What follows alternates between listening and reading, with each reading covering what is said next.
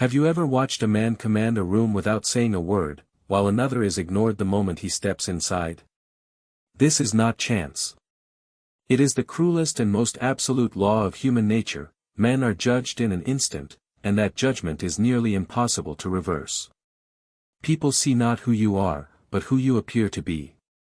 They assess your clothes, your posture, your bearing, and their verdict is passed before you can speak a word in your own defense. This is the line between being respected and being erased. Human judgment is not a deliberative process, it is a reflex. Long before reason engages, the ancient, instinctual parts of the brain make a snap assessment based on what the eyes report. This is a survival mechanism, a relic from a time when quickly identifying friend, foe, predator, or prey was a matter of life and death. In the modern world, this instinct has been channeled into the social realm, where it operates with the same brutal efficiency. The instantaneous verdict: when you enter a room, you are not being judged on your character, your intelligence, or your past accomplishments. You are being judged on a set of primal signals: your height and posture, signaling dominance or submission, the quality and fit of your clothing, signaling tribal affiliation and resource status, your grooming, signaling discipline and self-respect, and the steadiness of your gaze, signaling fear or confidence. This entire assessment happens in less than 3 seconds. This initial judgment creates a cognitive frame, through which all your subsequent actions will be interpreted. The halo effect of strength: if you are framed as strong or successful, your mistakes will be seen as anomalies.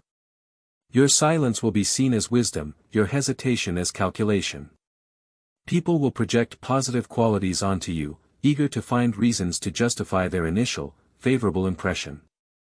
The horn effect of weakness: if you are framed as weak or unsuccessful, your strengths will be dismissed as luck. Your ambition will be seen as delusion, your confidence as arrogance.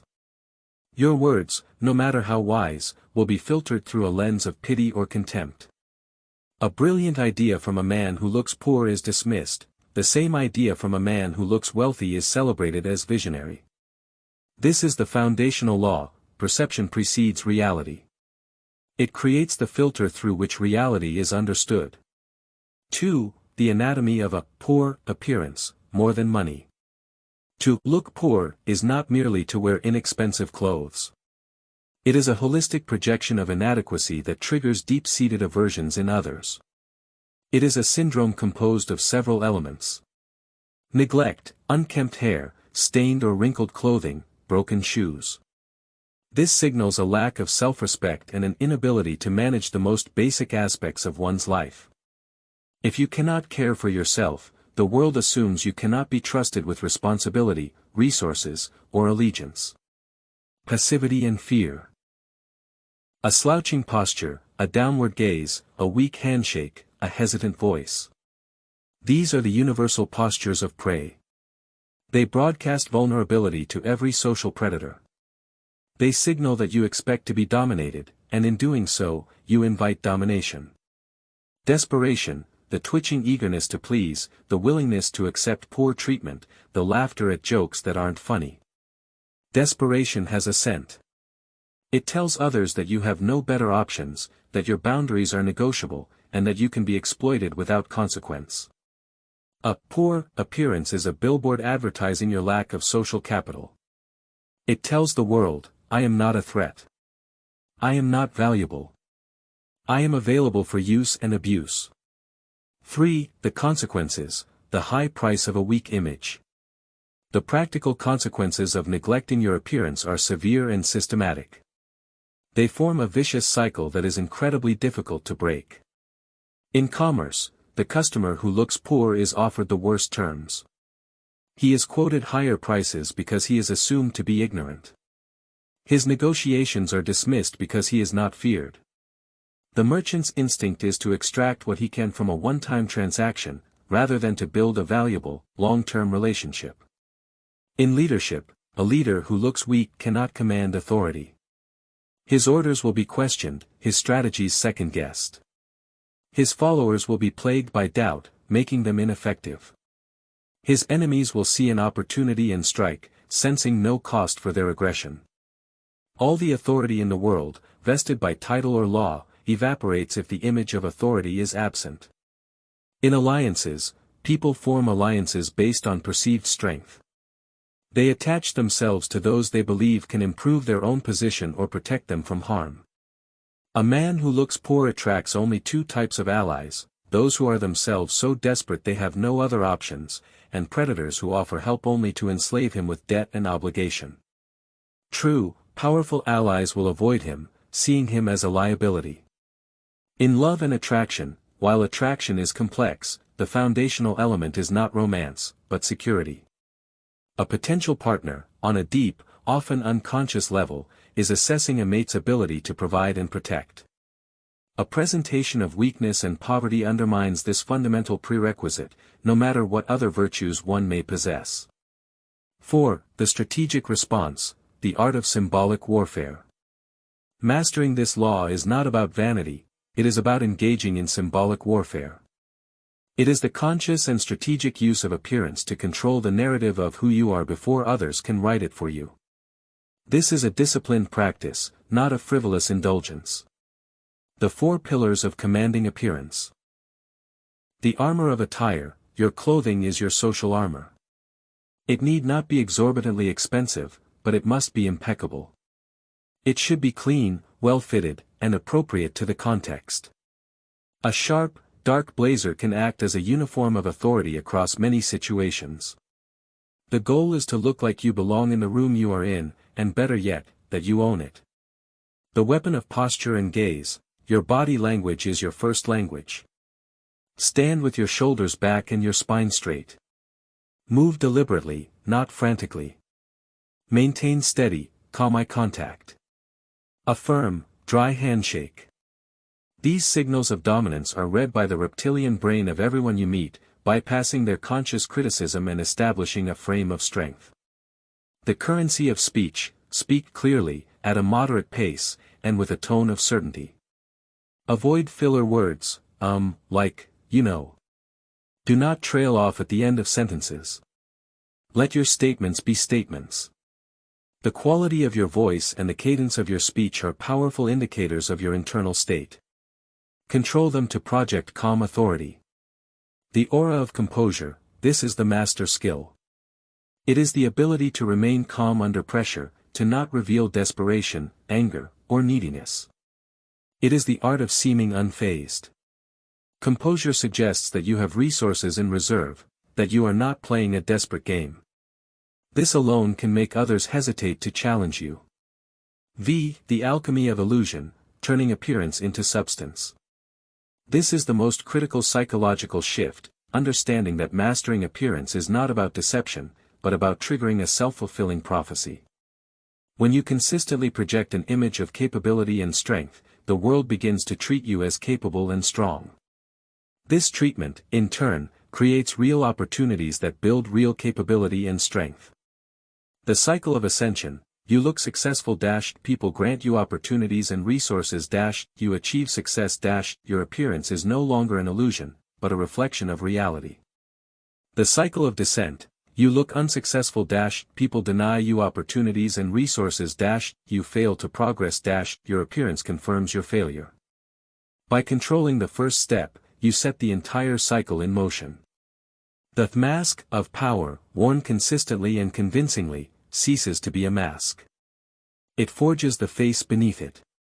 You become the person you have been pretending to be because the world's response to your projection forces you to rise to the occasion.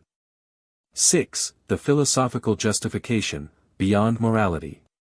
This is a pragmatic philosophy, not a moral one. The world is not fair. It does not reward true merit in a pure, unadulterated form. It rewards the perception of merit. To refuse to play this game on the grounds that it is superficial, is not a mark of nobility, it is a guarantee of obsolescence. Your choice is not between being authentic and wearing a mask. The choice is between wearing a mask that empowers you or being forced to wear the mask of failure that others will place upon you. You will be judged by your appearance regardless. The only variable is whether you will take control of that judgment. 7. The architecture of deception, building a fortress of perception. mastering appearance requires more than just wearing nice clothes.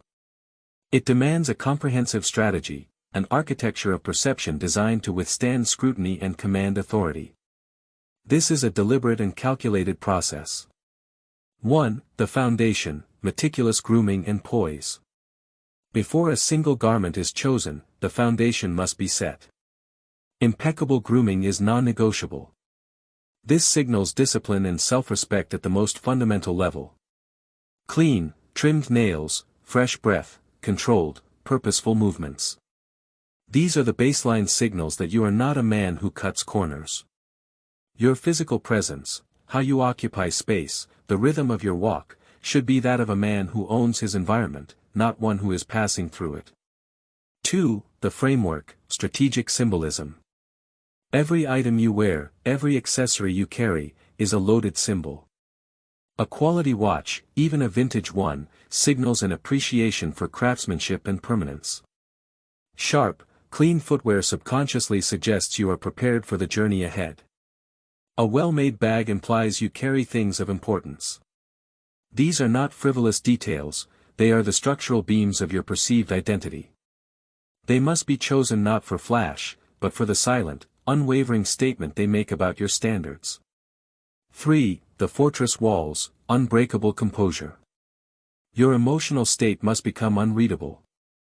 The true test of your projected image comes under pressure, during a negotiation, a confrontation, or unexpected bad news. The man who masters appearance does not flinch. He has trained his responses. A moment of silence is preferable to a stammered excuse. A calm, measured response to provocation is more powerful than any outburst. This composure is the fortress wall that protects the illusion of invincibility. When others cannot see your fear or desperation, they cannot exploit it. 8. The psychology of the audience, why the masses bow to spectacle. To fully wield this power, you must understand why it works. You are manipulating deeply ingrained psychological principles. 1. Cognitive ease, the human brain is lazy. It prefers shortcuts. Assessing a person's true character is hard work. Assessing their appearance is easy. A man who looks successful allows others to take the easy path. They willingly accept the surface image because it requires no effort to deconstruct. You are giving their brains a comfortable narrative. 2. The authority bias, people have a deep-seated tendency to obey authority figures. The trappings of power, fine clothes, a commanding presence, trigger this bias instinctively. You are not just asking for respect, you are triggering a subconscious program of deference. By looking like an authority, you become one in the eyes of others, bypassing their critical faculties. 3. The halo effect in motion. This cognitive bias causes people to assume that because you excel in one visible area, your appearance, you must excel in others, competence, intelligence, trustworthiness. A powerful appearance creates a positive halo that colors every interaction. Your good taste in clothes is subconsciously interpreted as good judgment in business. Your physical discipline is seen as mental discipline. 9. Advanced application, turning perception into concrete gain. This mastery is not an end in itself. It is the engine for tangible advancement. 1. The credit of appearance, your image is your most valuable line of credit. You can spend it to gain access, trust, and opportunities you have not yet earned. A man who looks the part will be given the part more readily than a more qualified man who looks like an amateur.